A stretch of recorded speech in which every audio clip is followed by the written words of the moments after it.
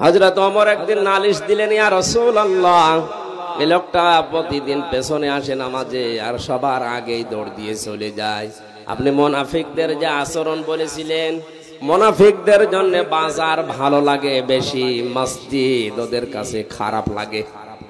লোকটা আসে সবার পেছনে আর চলে যায় সবার আগে। আপনি এবার বলেন লোকটা কি? নবীজি বলেন, আন্দাজে মন্তব্য করা ঠিক নয়, চলো দেখি তার বাড়িতে গিয়ে। কয়েকজন সাহাবীকে নিয়ে নবীজি তার বাড়িতে গেলেন। ডাক দিলেন, আব্দুল্লাহ বাড়িতে আসো। আসসালামু আলাইকুম ইয়া আসসালামু আলাইকুম ইয়া আহলাল বাইত। একবার, দুইবার, তিনবার ডাক দেওয়ার পরে কাঁপতে কাঁপতে হযরতে আব্দুল্লাহ আসলেন। নবীজি বলেন, দেখো, আমি নবী যদি কারো উপর অসন্তুষ্ট হয়ে যায়, মহান আল্লাহ তার জীবনের সব আমল বাতিল করে দেয়। আমি কি তোমাকে 3 বার ডাক দেওয়ার পরে আসলে কেন প্রথম ডাকে সাড়া দিলে না? হযরত ওমর তোমার নামে কয়েকটা কথা বলেছে, জবাব চাই।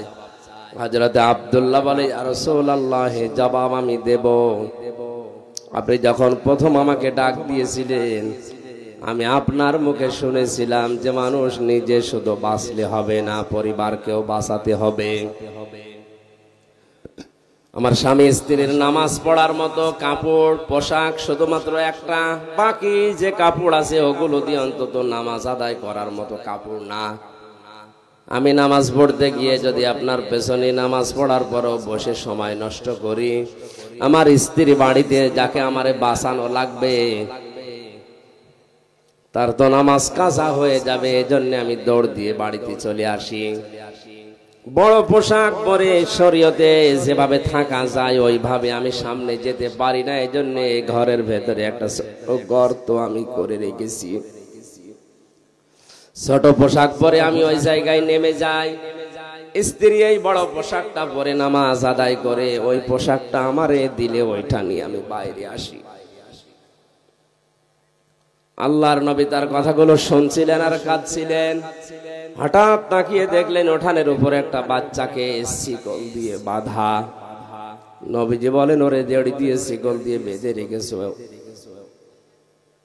সাহাবী বলে, হে নবী, আমি আপনার মুখে শুনেছি লা ইয়াদখুলুল জান্নাতা জাসাদুন গুযিয়া বিল হারাম। ওই শরীর জান্নাতে যাচ্ছে না, যাবেও না যার শরীরটা হারাম দিয়ে লালিত পালিত হয়।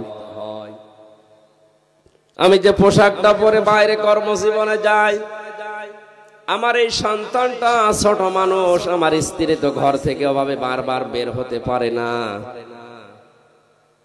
ওই যে একটা খেজুর গাছ দেখছেন, ওইটা বাঁকা হয়ে ইহুদির বাগানের খেজুর গাছ আমার উঠানের উপরে এসেছে।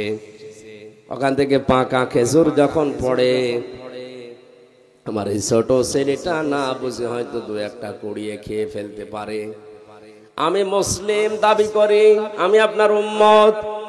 আমার সন্তান যদি মানুষের জিনিস না বলে খায়, এটা চুরির ভেতরে গণ্য।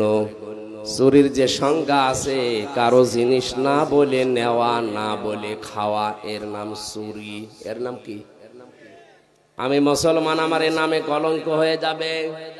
এই জন্য যতক্ষণ আমি কর্মজীবনে বাইরে থাকি, ছেলেটাকে বেঁধে রাখতে আমার কষ্ট হয়, এরপরও আমার ছেলেটারে আমি বেঁধে রাখি।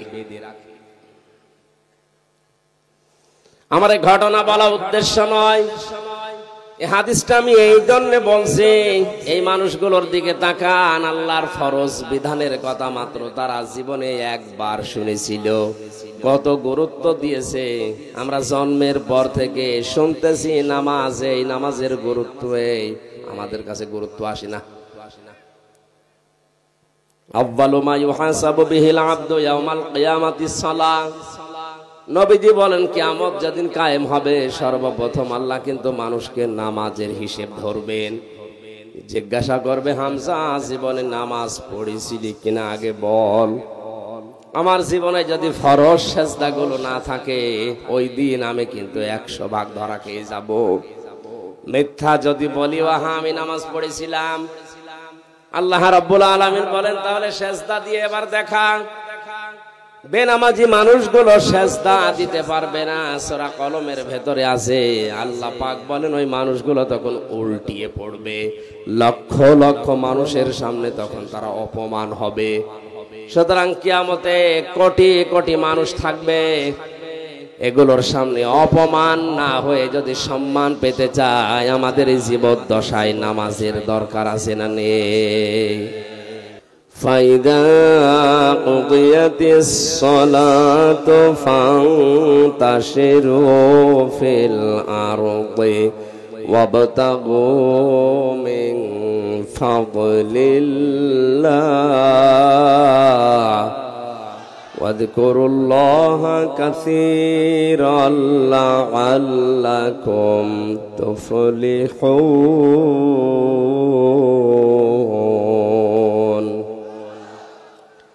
আল্লাহ পাক বলেন যখন নামাজ শেষ হয়ে যাবে, জমিনে ছড়িয়ে পড়ো, ছিটিয়ে পড়ো, আল্লাহর অনুগ্রহ তালাশ করো।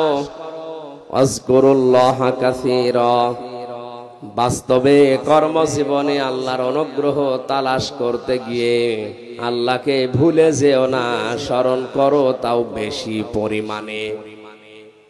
কর্মজীবনে, প্র্যাকটিক্যাল লাইফে, বাস্তব জীবনে গিয়ে আল্লাহকে স্মরণ করো, তা অল্প স্বল্প নয়, বেশি পরিমাণে।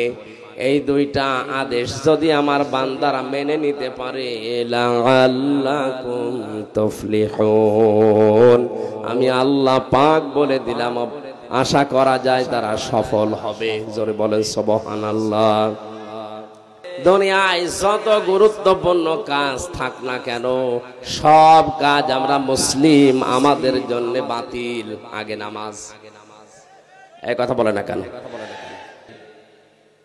আশা করছি আজকের এই ওয়াজ শোনার পর থেকে মরণ পর্যন্ত ফরজ নামাজ ছাড়বেন না। যত বড় গুরুত্বপূর্ণ কাজ থাক না কেন, অন্তত যদি নফল আর সুন্নত পড়তে নাও পারেন, পরে পড়ে নিয়ে ফরজটা অবশ্যই আদায় করবেন। মানুষ নামাজ অনেকে পড়ে না, তার ভেতরে অন্যতম কারণ হচ্ছে অধিকাংশ মানুষ নামাজের বিষয়ে জানে না। আমার কুষ্টিয়া জেলার গ্রামের বাড়িতে যেখানে হালসা, মাঝে মাঝে ওখানে যেতাম, যেয়ে দেখি ফজরের নামাজে মাত্র 3 জন। ইমাম সাহেব মুয়াজ্জিনকে বললাম, কই মানুষ কই? বলে হুজুর এলাকার মানুষ নামাজ পড়ে না। পড়ে না, এ দোষ শুধু ওদের না, এ দোষ আমার। আসলে নামাজ যে কি, নামাজের ভেতরে কি পাওয়া যায়, নামাজে কি মজা আছে, এটা এলাকার অধিকাংশ মানুষ জানে না। এই কারণে ওরা নামাজে আসে না। সুতরাং এটা আগে জানানো লাগবে। সূরা ফাতিহা বাদ দিয়ে 4টা সূরা যদি শুদ্ধ করে অর্থ সহ একটু আড্ড হলেও ব্যাখ্যা সহ ওদেরকে জানানোর ব্যবস্থা করা যায়, নামাজের 13টা ফরজ 14টা ওয়াজিব দিয়ে অন্তত নামাজ কি এটা যদিও নামাজে শান্তি পায়, এই 3 জন না, এই ফজরের নামাজে 300 মানুষ হাজির হবে। একটা মাদ্রাসাও করে দিয়েছিলাম আমার মায়ের নামে। 1টা বছর পরে দেখি নামাজি প্রায় 5 থেকে 6 কাতার এখন প্রায় নামাজি হয়ে গেছে। মানুষ তো তারাই ছিল, শুধুমাত্র কোরআনে কারীম জানার ব্যবস্থা করে, বোঝার ব্যবস্থা করে দেওয়ার কারণে এখন তারা নামাজে মজা পেয়েছে, পিটালেও এখন তারা নামাজ ছাড়বে না। আপনারাও এলাকায় এরকম ব্যবস্থা করবেন, মসজিদে হোক, খানকায় হোক, মাদ্রাসায় হোক, মক্তবে হোক, নামাজ, ইসলাম মূল নীতি যেগুলো আছে, এই ফরজ বিধানের এগুলো মানুষকে জানানোর ব্যবস্থা করেন। মানুষ যদি সত্যিই নামাজে মজা পেয়ে যায়, ওই যে 2 জন সাহাবীর কথা হাদিসে এসেছে, বিশ্ব নবীর তাদের পাহারায় রেখেছিলেন। তাবু পাহারা দিতে গিয়ে একজন বলছে সারা রাত এভাবে 2 জন জেগে থেকে লাভ নেই, একজন ঘুমিয়ে যায় আর একজন পাহারা দাও। সাহাবী চিন্তা করছো, যখন ঘুমিয়ে গেছে আমি সময়টা নষ্ট না করে নামাজে দাঁড়িয়ে কাটাই, কারণ এমনি এমনি কোরআন পড়লে সওয়াব হবে 10টা করে নেকি হবে, আর নামাজে দাঁড়িয়ে তেলাওয়াত করলে 70টা নেকি হবে। তো সময়টা কাজে লাগায় আমি নামাজে দাঁড়িয়ে নামাজে তেলাওয়াত করছিলেন। দুশমন এসে দেখে কালো একটা পিলারের মতো কি যেন দাঁড়িয়ে আছে, অন্ধকারে মানুষ না পিলার বুঝতে পারার জন্য তীর নিক্ষেপ করেছে। তীরটা এসে তার ডান বাহুর ভেতরে লেগেছে। নামাজে তেলাওয়াতে তিনি এমন মজা পাচ্ছিলেন, নামাজ ছেড়ে দেননি। বাম হাতের ভেতরে আরেকটা লেগেছে। চিন্তা করছে এভাবে দুইটা লাগার পরে এখন যদি আমার বুকের ভেতরে, পিঠের ভেতরে একটা তীর লেগে যায়, আল্লাহর নবী আহত হয়ে যাবেন। এই চিন্তা করে তিনি নামাজ শেষ করে সাহাবী পাশে যেটা আছে তাকে জাগালেন। জাগিতে ঘুম থেকে উঠে দেখছে দুই পাশে দুই তীর। ডাক দিয়ে বললেন, হে আমার সাথে, দুই পাশে দুই তীর কেন? তিনি বিস্তারিত বলার পরে বললেন, আমাকে কেন ডাকলেন না? সাহাবী বলে, আল্লাহর বান্দা, আমি নামাজে দাঁড়িয়ে আমার আল্লাহর সাথে কথা হচ্ছিল, এত বেশি মজা পাচ্ছিলাম এই নফল নামাজটাতে। প্রথম তীরটা লাগার পরে আমি খেয়াল করি নাই, দ্বিতীয় তীরটা লাগার পরেও আমি খেয়াল করছিলাম না। মনের ভেতরে একটা চিন্তা এসেছিল, কি যেন আমার শরীরে এসে বিদ্ধ হয়েছে। চিন্তা করলাম, আপনি তো ঘুমিয়ে আছেন, কি যেন এসে বিদ্ধ হয়ে গেল। এই অবস্থায় যদি আর একটা কিছু এসে আমার বুকের ওপরে লাগে, আমি যদি মারা যাই, তাহলে বিশ্ব নবী আহত হয়ে যাবেন। এই চিন্তা যদি মনের ভেতরে উকি না দিত, জীবন চলে গেল, আমি নামাজ বাদ দিতাম না। তারাও তো আমাদের মতো রক্ত মাংসে মানুষই ছিলেন। অনেক মানুষ বলে আমি নামাজ পড়তে পারি না কাজের যন্ত্রণায়। আপনার মতো মানুষই আছে, তারা কাজ করে খায় কিন্তু ফরজ নামাজ ছাড়ে না। এখানে যে যে কর্মজীবনে আছেন, কর্মজীবন তো লাগবেই। আল্লাহ কর্ম করার আগেই নামাজের পয়েন্টটা আগে দিয়েছেন আয়াতে। এজন্য মূল কথা এইটাই, আমরা যাই করি নামাজ যেন ফরজটা বাদ না দেই। আল্লাহ পাক বলেন, নামাজ যখন শেষ হয়ে যাবে তখন তোমাদের কাজ হবে ফান্তাশিরু ফিল আরদি ওয়াবতাগু মিন ফাদলিল্লাহ।